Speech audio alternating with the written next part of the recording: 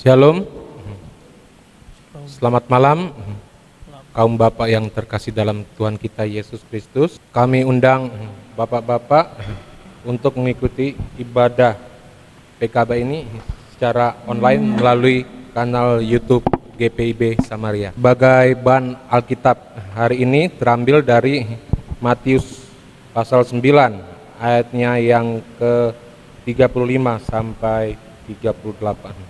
Sebagai pelayan firman pada malam ini akan dilayani oleh Bapak Penatua Edi Hatumesen. Kita akan memulai ibadah pada malam ini.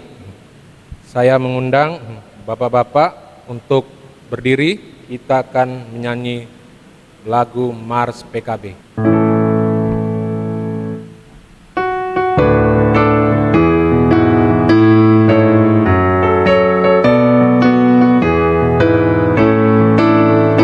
Persekutuan kaum bapak seluruh GPIB bertekad dengan sungguh-sungguh melayani bersama. Kasih Tuhan sebagai dasar dalam tugas pelayanan.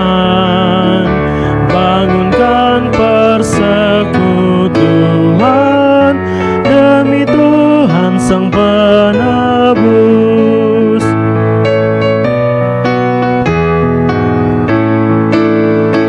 Dalam setiap pergumulan dan setiap cobaan, berpegang hanya pada Tuhan, pertolongannya tetap.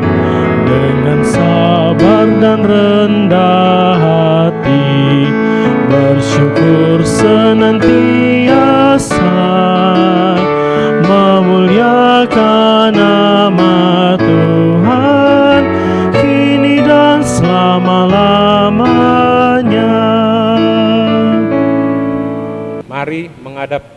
Mari menghadap Tuhan dan menyembahnya serta memuliakan namanya karena kasih setianya besar atas kita. Kita menyanyi dari Kidung Jemaat 87, Gapuramu lapangkanlah.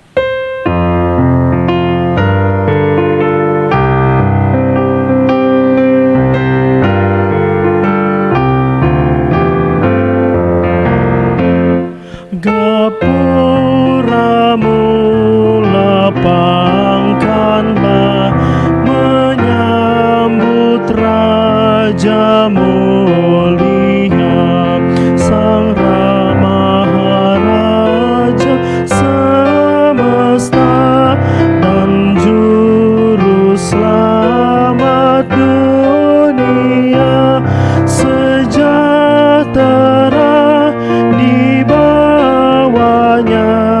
Dengan meriah nyanyilah, terpuji Penebus, Gembala yang kudus.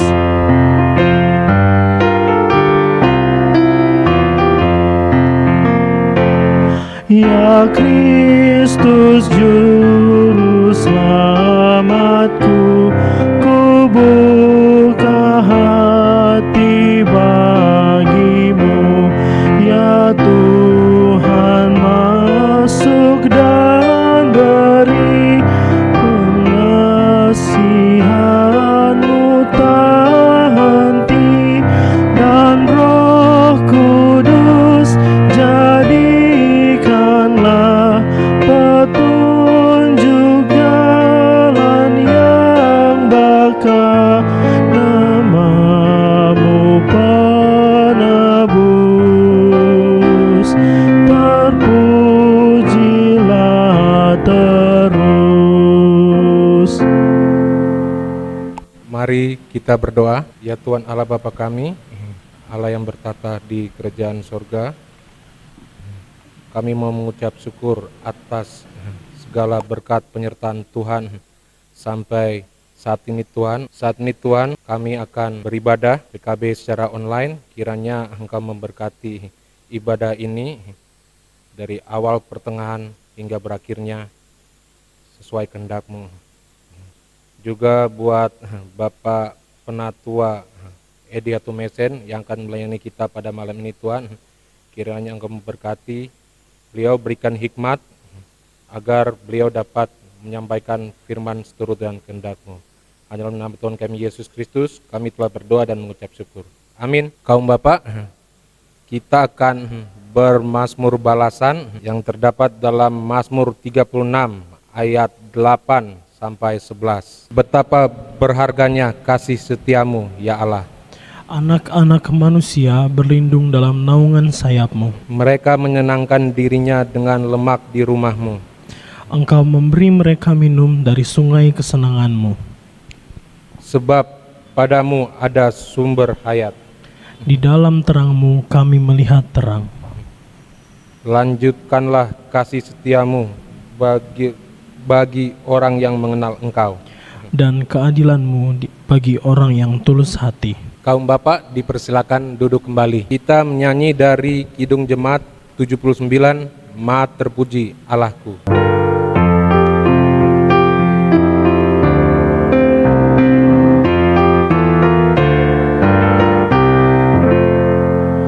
Maha terpuji Allahku, Ia lepaskan kita dari kuasa seteru dan segenap derita. Tanda selamat diberi, membuat wajah berseri. Mesias akan datang, kini terkabul dan genap janji nubuat Alkitab yang lama didambakan.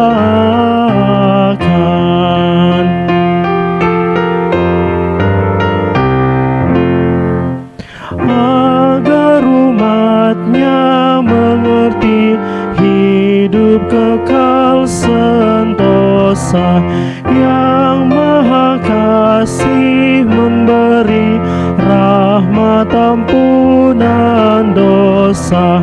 Sang surya pagi telah dekat, orang yang jalannya gelap melihat cahayanya.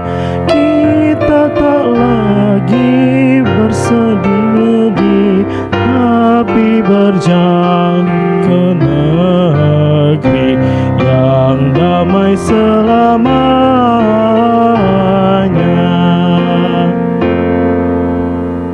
Kang Bapak, mari kita berdoa untuk pembacaan firman Tuhan. Tuhan Allah Bapa, Tuhan yang kami kenal dalam anak-Mu Yesus Kristus, kami mengucap syukur Tuhan atas berkat yang senantiasa Tuhan berikan kepada kami, khususnya pada hari ini Tuhan, di mana kami diberi kesehatan dan kami bisa berkumpul di sini. Oh Tuhan Yesus, sebentar kami akan membaca sebagian dari firman-Mu. Kiranya Tuhan ada bersama-sama dengan kami, agar kami mengerti firman-Mu itu hanya seturut dengan kehendak-Mu, bukan seturut dengan logika kami. Dalam nama Tuhan Yesus Kristus kami sudah berdoa. Amin. Bapak, marilah kita berdiri untuk menandakan firman berdasarkan Alkitab dari Matius 9 ayat 35 sampai dengan 38 yang menyatakan belas kasihan Yesus terhadap orang banyak. Demikianlah Yesus berkeliling ke semua kota dan desa. Ia mengajar dalam rumah-rumah ibadat dan memberitakan Injil kerajaan sorga, serta melenyapkan segala penyakit dan kelemahan. Melihat orang banyak itu, tergeraklah hati Yesus oleh belas kasihan kepada mereka, karena mereka lelah dan terlantar, seperti domba yang tidak bergembala. Maka katanya kepada murid-muridnya, tuaian memang banyak, tetapi pekerja sedikit. Karena itu mintalah kepada Tuan yang mempunyai tuaian, supaya ia mengirimkan pekerja-pekerja untuk tuaian itu. Demikian pembacaan Maranatha.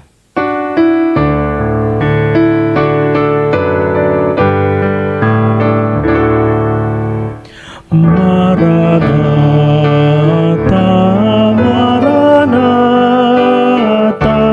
Maranatha, Maranatha.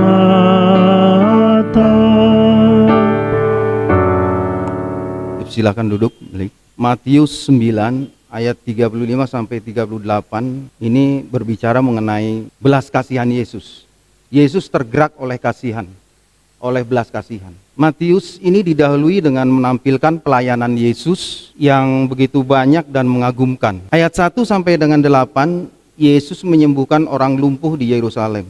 Ayat 19 sampai dengan 13, Yesus bersama pemungut cukai mengajarkan kepada orang Farisi apa yang harus dilakukan. Ayat 14 sampai dengan 17, Yesus mengajarkan hal berpuasa. 18 sampai dengan 26, Yesus menyembuhkan orang yang sakit pendarahan. Ayat 27 sampai dengan 31, Yesus menyembuhkan orang buta. Ayat 32 sampai dengan 34, Yesus menyembuhkan orang bisu. Setelah Yesus melakukan perjalanan begitu banyak dan berat, Yesus sungguh-sungguh dapat merasakan derita yang dialami manusia. Bahwa manusia itu sesungguhnya lelah dan terlantar. Yesus empati, Yesus peduli, tergeraklah hati Yesus oleh belas kasihan menyaksikan manusia itu. Yesus menggambarkan manusia itu seperti domba yang tidak bergembala. Berikut gambaran domba. Domba suka berteman, berkelompok, suka dengan cara hidup bersama-sama, dan di dalam kelompok itu ada seekor domba yang menjadi pemimpin, dan seluruh domba itu akan taat kepada pemimpinnya. Domba itu penakut. Domba akan merasa nyaman jika hidupnya berkumpul, bergerombol gitu, karena masing-masing merasa terlindungi. Domba bukan binatang pelawan. Domba bukan binatang yang cerdas. Kecerdasan domba itu di bawah babi dan sapi. Domba tidak dapat menolong diri sendiri. Domba sekalipun penakut, tidak cerdas, tidak bisa menolong diri sendiri, namun sangat patuh pada pemimpinnya. Demikian dalam perjalanannya, baik di kota maupun di desa yang dilalui Yesus, Yesus melihat manusia itu sangat lemah, takut, dan tidak dapat menolong diri sendiri. Manusia itu sakit, menderita, lelah, dan terlantar, berjalan di tempat. Manusia tidak mengerti arah tujuan hidupnya. Yesus itu memandang manusia itu dengan empati, dengan hati yang penuh belas kasihan. Yesus menghendaki agar manusia itu mempunyai arah dan kepastian hidup. Jadi manusia itu memerlukan tuntunan. Yesus memakai istilah tuayan memang banyak, pekerja sedikit. Manusia yang lelah, menderita, takut, dan bingung itu perlu mendapat penuntun yang dapat mengarahkan mereka. Yesus menginginkan para pemimpin, para gembala, agar mereka dibebaskan dari rasa yang menghantui hidupnya. Mereka harus diberikan kekuatan baru untuk bergerak, berjalan, meninggalkan kebingungan menuju tujuan hidup yang pasti dan keselamatan kekal. Matius mengatakan bahwa Tuhan Yesus tergerak oleh belas kasihan. Dia berkhotbah, menyembuhkan orang sakit, mengusir setan, menguatkan orang lemah, dan memanggil pendosa untuk bertobat dan mengikut Dia. Semua ini dilakukan Yesus karena hatinya digerakkan oleh belas kasihan. Dia mudah merasakan belas kasihan. Tindakannya didorong oleh belas kasihan, itu jugalah yang membuat Dia mendorong para murid untuk berdoa, meminta pekerja bagi penuaian. Inilah yang sangat menyedihkan. Mengapa menyedihkan? Sebab yang melayani karena digerakkan oleh belas kasihan terlalu sedikit. Bagian ini tidak berbicara tentang kurangnya tenaga kerja atau pelayan. Bagian ini menceritakan hampir semua pelayan tidak melihat apa yang Tuhan Yesus lihat. Semua pemimpin agama tidak punya belas kasihan yang seharusnya mereka miliki. Apakah jumlah hamba Tuhan kurang? Tidak. Apakah jumlah yang dilayani terlalu besar sehingga kekurangan orang? Tidak. Apakah sejak dulu sampai sekarang yang menyerahkan diri menjadi hamba Tuhan begitu sedikit? Tidak. Tetapi sebagian besar orang yang katanya adalah hamba Tuhan dan pesannya dan pelayan ternyata tidak tergerak oleh belas kasihan. Melihat dunia berdosa, mereka tidak tergerak. Melihat orang yang menolak Tuhan dan melawan Tuhan pun mereka tidak tergerak. Asal diri saya aman, asal keluargaku baik, asal orang-orang terdekatku sejahtera. Tidak ada yang menangisi orang-orang lain yang menderita ketidakadilan. Tidak ada yang menangisi orang-orang lain yang terus melawan Tuhan dan tidak mau percaya pada Dia. Tuhan Yesus berbelas kasihan. Tetapi apakah pemimpin-pemimpin lain itu berbelas kasihan? Tidak. Mereka bukan gembala. Tuhan Yesus meminta murid-muridnya berdoa karena tidak ada gembala. Apakah beban berat yang dirasakan Yesus ini juga dirasakan oleh para murid? Tidak. Atau mereka hanya menangkap perintah, berdoalah. Lalu mereka segera berdoa. Tetapi mereka tidak memiliki beban yang sama dengan Yesus. Jika hanya berdoa tanpa beban yang sama dengan Yesus, maka doa itu akan menjadi doa yang munafik. Dan hanya bagus dari kata-kata saja, tetapi bukan sesuatu yang keluar dari dalam hati. Sadarkah kita kalau dunia ini kekurangan gembala? Guru-guru tidak berjiwa gembala, mereka hanya orang upahan yang hidupnya terhimpit kesulitan ekonomi. Dan andai kata ada kesempatan pekerjaan lain, mereka lebih baik pindah ke tempat yang lain. Mereka akan tinggalkan murid-muridnya. Para hamba Tuhan tidak melayani domba Tuhan. Mereka entah hanya menyukai perdebatan teologi dan memperkaya kemampuan retorika untuk menunjukkan betapa bodohnya orang lain dan betapa hebatnya mereka. Atau mereka hanyalah upahan yang terpaksa melakukan semua pelayanan rutin. Itu semua tugas yang membebani hidup mereka. Yang lebih celaka lagi, jikalau mereka hanyalah orang yang mau pengakuan, pengaruh, nama, dan kerajaan kecil, sehingga giat melayani dan mempengaruhi domba-domba Tuhan demi popularitas dan pengakuan manusia. Celakalah hamba-hamba Tuhan yang seperti itu. Tetapi di manakah orang-orang yang berbelas kasihan, yang menangis bersama-sama dengan kehancuran umat Tuhan,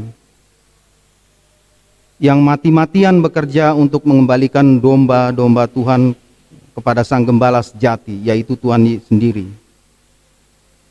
Kiranya kita semua boleh memiliki hati gembala seperti Yesus sebelum kita mulai berlutut dan berdoa kepada Tuhan, meminta mengirimkan para gembala. Belas kasih Allah sebagaimana digambarkan dalam teks ini adalah kepeduliannya kepada kita dan orang lain. Yesus memandang setiap kita dengan belas kasihan. Belas kasihnya menjadi dasar kekuatan bagi kita untuk mengarungi kelelahan dan keterlantaran kita. Kita masing-masing mempunyai kelelahan dan keterlantaran.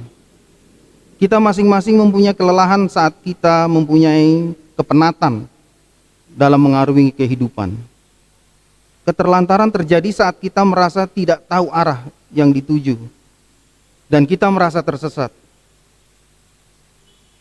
Di dalam kelelahan dan keterlantaran itu Tuhan Yesus berbelas kasihan kepada kita. Belas kasih Yesus menggerakkannya untuk melayani setiap orang. Belas kasih menjadi teladan bagi kita untuk melayani setiap orang di semua latar belakang tanpa memandang bulu, umur, kondisi, ekonomi, dan sosial. Dengan belas kasih kita dimampukan untuk berbelas kasih kepada orang lain. Gereja atau kita semua harus menyadari bahwa kita tidak kekurangan orang untuk dilayani. Malah masih banyak orang-orang terpinggirkan yang belum kita layani. Karena itu kita harus membiasakan diri untuk mendoakan supaya Tuhan mengutus para pekerja Tuhan dan melengkapi terus dengan Roh Kudus kepada pekerja yang sudah ada. Saya akan mengutip Yehezkiel 34 ayat 16. Yang hilang akan kucari, yang tersesat akan kubawa pulang, yang luka akan kubalut, yang sakit akan kukuatkan, serta yang gemuk dan yang kuat akan kulindungi. Aku akan mengembalakan mereka sebagai mana seharusnya. Bapak Ibu, saya hari ini membaca SGD. Itu kejam benar ya kata-katanya. Gereja mencari pemimpin itu bukan berdasarkan kehendak Tuhan. Dia memilih pemimpin sekehendaknya sendiri menurut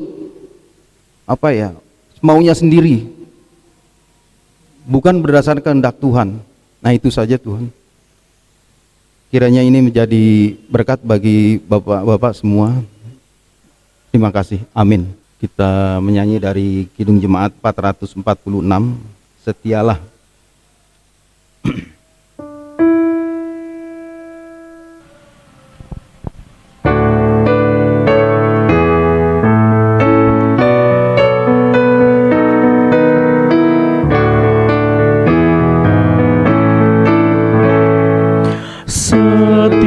Setialah kepada Tuhanmu, hai kawan yang penat. Setialah, sokongannya tentu di jalan yang berat. Kan datang Raja yang berjaya menolong orang yang percaya. Setialah,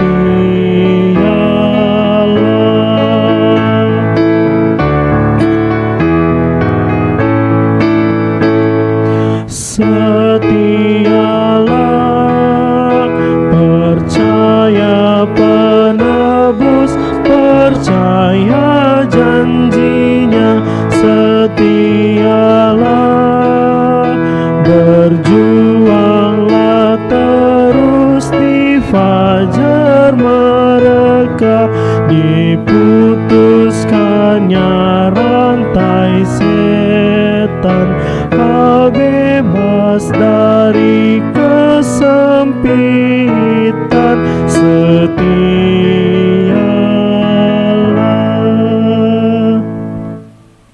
Bapak, mari kita berdoa. Tuhan Allah Bapa yang kami kenal dalam nama anakmu Yesus Kristus, baru saja kami dinasihati oleh firman-Mu bahwa kami harus melayani dengan penuh kasih.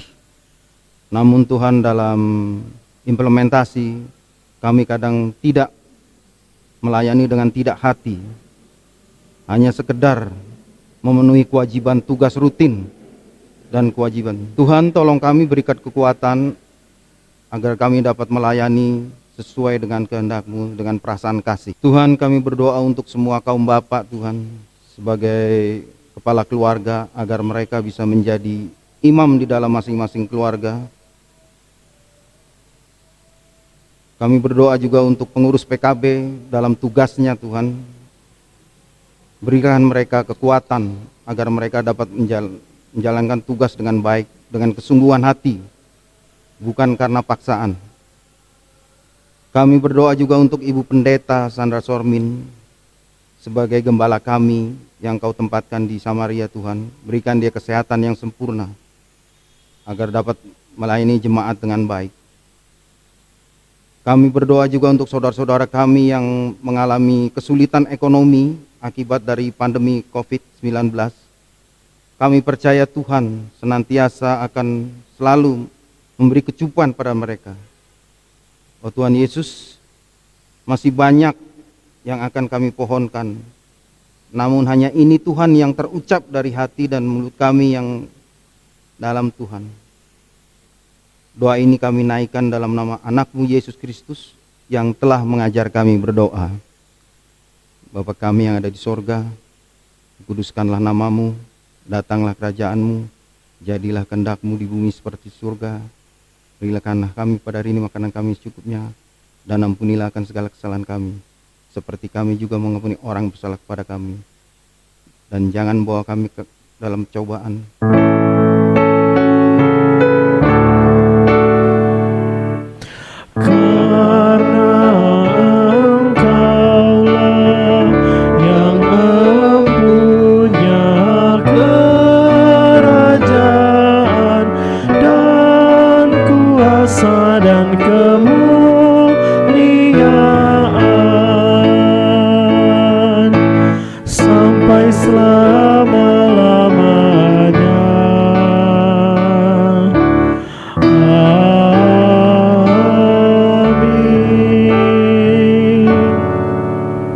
Marilah kita menyatakan syukur kepada Tuhan di dalam ibadah ini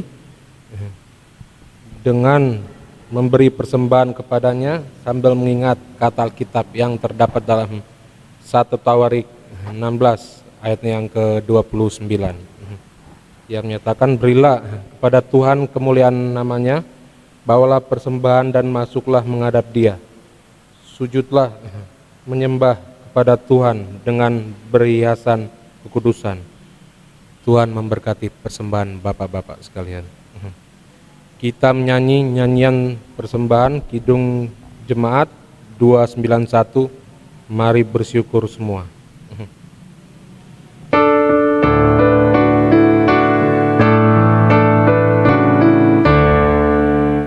Mari bersyukur semua atas kebajikan Tuhan, kasih perjanjiannya sungguh nyata selamanya.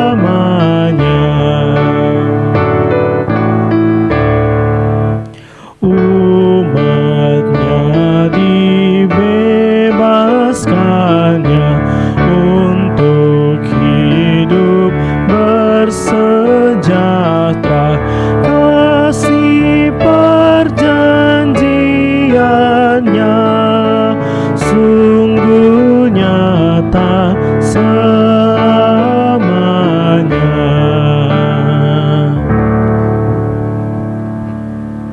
Kaum Bapak, mari berdiri untuk menyerahkan persembahan syukur ini kepada Tuhan dalam doa syukur. Kita berdoa. Sekarang ya Allah kami bersyukur kepadamu dan memuji namamu yang agung itu. Sebab siapakah kami sehingga kami mampu memberi persembahan sukarela seperti ini. Sebab daripada mula segala-galanya, dan dari tanganmu sendirilah persembahan yang kami berikan kepadamu. Amin. Kaum Bapak dipersilakan duduk kembali. Kaum Bapak yang dikasihi dalam Tuhan kita Yesus Kristus, mohon waktunya sejenak untuk warta Pelkat PKB. Pertama-tama kami pengurus mengucapkan terima kasih kepada seluruh perangkat pelayanan yang mau melayani pada malam hari ini. Khususnya kepada pelayan firman kita, Bapak Penatua Edi Hatumesen, terima kasih untuk pelayanan firman-Nya. Tuhan memberkati Bapak dan keluarga serta pelayanan Bapak yang telah Bapak berikan. Yang kedua, pemberitahuan bahwa pada malam hari ini merupakan ibadah Pelkat yang terakhir di tahun 2020. Selanjutnya kita akan lanjutkan lagi ibadah pada tahun 2021. Pemberitahuan akan disampaikan melalui warta kepada Bapak-Bapak sekalian. Yang ketiga, kami masih menunggu kesediaan Bapak-Bapak sekalian untuk mendaftar menjadi pengurus Pelkat PKB periode 2021-2023. Apabila ada Bapak-Bapak yang bersedia, bisa menghubungi pengurus Pelkat PKB yang sekarang. Demikian Warta Pelkat PKB, terima kasih.